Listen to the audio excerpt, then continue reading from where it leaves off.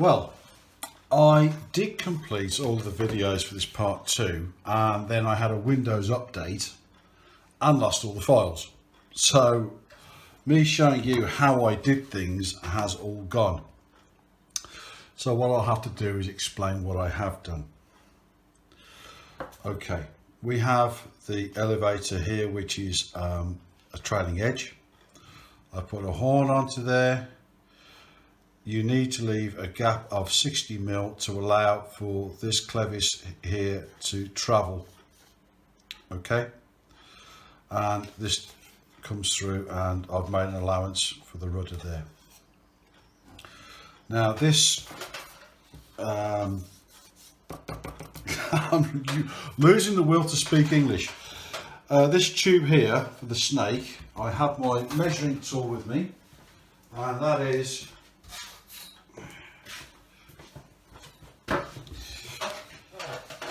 in centimetres, 27.5 centimetres, so 275mm long. Place the servo here, and again I'm leaving a gap here of 30mm for that travel there on that servo. Now what you do is you use your sino, put the snake into there, let it go off, and make sure you leave enough travel on the clip here, okay, and then that will allow it to be adjustable. I also did the rudder. Now some people use sellotape. I think you need something a bit stronger than that. Now I cut a flange either side, put some nylon hinges in there. It's just normal some plastic, really stiff plastic. Glued them in place.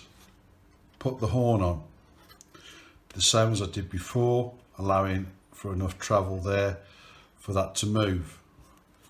The length of that is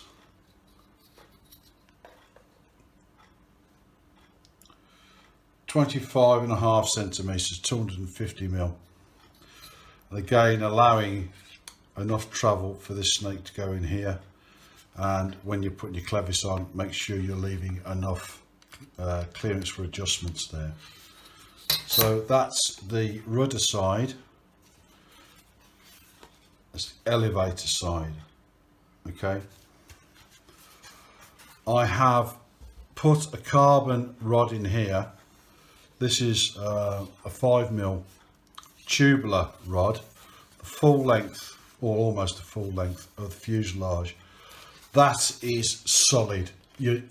That's not going to break. Now the reason that I've done that is, as sure as apples grow on trees, you're going to crash this at some point and it will break here. Okay. Also, you'll get some people who want to put a servo in here for reasons best known to themselves. You will severely weaken this joint, because you're making this do something it's not designed to do. So you have to put this in. You've got no choice. You might get a couple of flights out of it, but you won't get much more out of it, because this will break here. Plus, when it's in flight, this will flex, it'll move, it'll do all this, and you won't get the control out of it that you need. You need to put this rod in. Okay? Now then, I have dug out the inside here. There's the receiver. It doesn't matter if you go into here at all, because if you decide at some later date to put ailerons on your wings, the cables are going to travel through here, through the leading edge of the wing, which will come out here anyway, and they go straight into your receiver. I've reinforced the inside of the cockpit with 2 lollipop sticks, because you get a nose on, this will break off because you're not protected by this. Okay, and then I've put some magnets here and here and here. It's a bit messy, I do apologise, and that then put the opposite on top of the into the canopy, and that will click everything on. You put your receiver in, you put your battery in. So this is now good enough for sloping. And all you got to do, pop your wing in, like so. Apply your battery. Your centre of gravity is 1/3 of this, which comes to 53 millimeters. 53 millimeters from this leading edge to here. That's approximately 53 millimeters. Mark it, balance it, and that is your starting point. I'm not saying that is the absolute centre of gravity, that's your starting point. It'd be good enough to trim it out. And in just a moment I will show you this working. That's ready for slope soaring, as it is right now. Okay, now we're ready to try out the control surfaces. You've got your up and your down there, which has got a lot of movement on there. You might want to adjust your rates on that. Then we've got the rudder, plenty of movement on there. I don't think you need to touch that with the rates or anything. Okay, then you just need to pop your canopy on, check your centre of gravity and give it a throw. Now I'll just turn this off just for a second. I think, well, at the moment it's too windy for flying a glider. We have no major hills or anything where I'm living at the moment. I'd have to travel all the way down to Worcester and go to the Malvern Hills, and I'm just not prepared to make that kind of a trip. So that's how you're going to get yourself a glider. You will only really be able to use it as a slope soarer. It's not really a glider as such, it's a slope soarer. And so now you have your rudder control and your elevator control. Now if you want to take it a step further, this is what you do.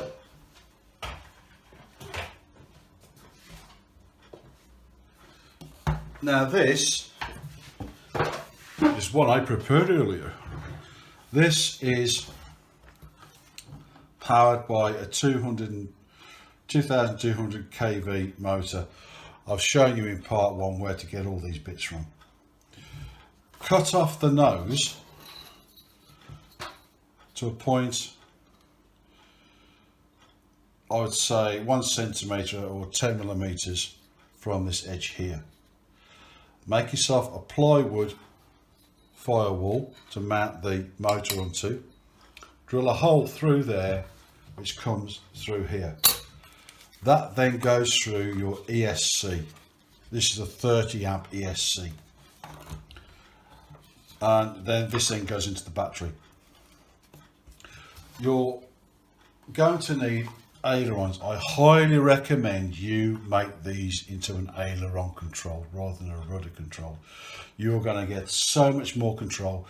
You're going to have so much more fun with this, especially if you're using it as a slope soarer. Now I've put in these 9-gram servos into the wing, and from the centre of the fuzz it's 16 centimetres from the centre to the arm.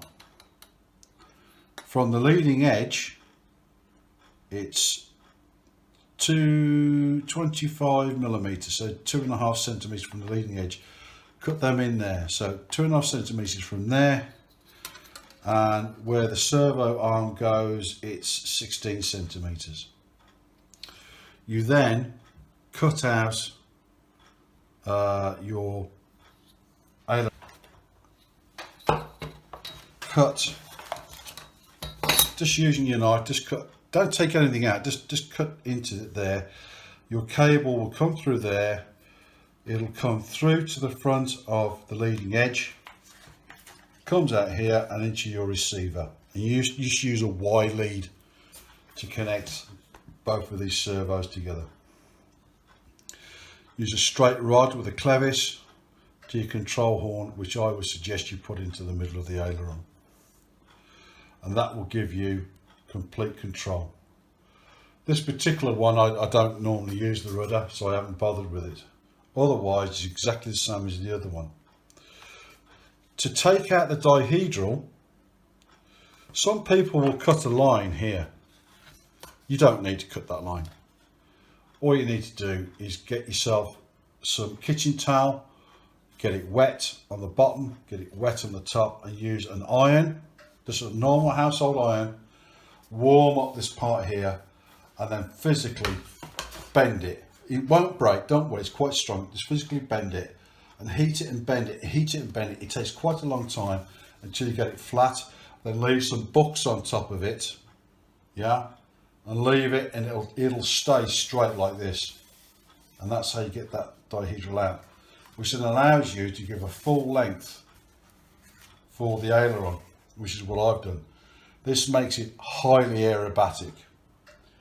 I do not recommend, strongly recommend, that you do not fly this on the 100% rates. I've got this on 50% rates right now. That is more than enough, and I'm an experienced flyer. You don't want to use any more than 50% rates for these ailerons.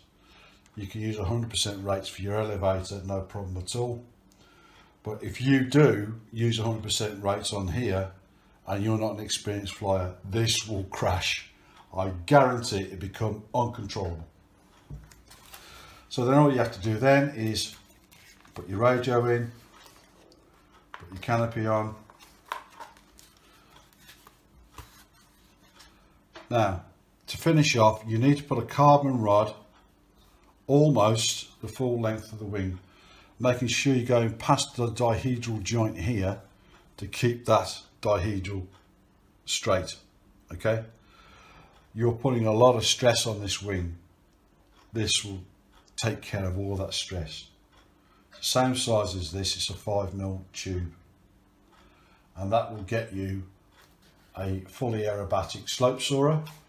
And if you want to put the motor on, it'll give you a fully aerobatic aircraft for £8. Obviously your motor here, I think they're about 15 quid. The ESC kit here, that's 12 quid. This I bought, the receiver I bought, it was £25. You can buy a pack of servos, you get about 6 or 8 servos, £12, and then plus your radio. I have lots of fun with this. I have lots of different models in my workshop. I have World War I, SE5A, Camels, Messerschmitts. I love this. This is great. And if I break it, it's cost me 8 quid. I'm sorry that I lost all my videos to show you how to do this, but obviously I can't go through the whole process all over again. The last thing I would say is, when you come to choose your propeller, this one's a 3x6. Now you need to get an E. It's got to have an E in front of it. 3x6. Yeah, it's a 3x4.5. I do apologise. It's a 3x4.5. If you go any higher than that, what you're going to be doing is you'll be moving so much air that this ESC won't cope with it. That'll start to burn, your battery will start to burn, and this will freeze up in mid-air and you're going to lose your model. So don't go any higher than a 4.5 pitch on that. Okay, so I've found through trial and error, a 3x4.5 is about as high as you can go. I wouldn't go any higher than that. You have to have a different size ESC and a different size motor and to put a different size prop on. Then you're starting to add weight. It's not that you can't do it, you can do it, but is it worth it? I think this runs great. It does absolutely what it says on the tin, and it's a superb model. And if you're trying to break into radio control modelling, this is actually a very good way to start. And you know what? I think it looks kind of cool. It does look cool, especially if you get the canopy the right way around. Yeah, and they're easy to fix. 8 quid, Lidl. Thumbs up. That's all, folks.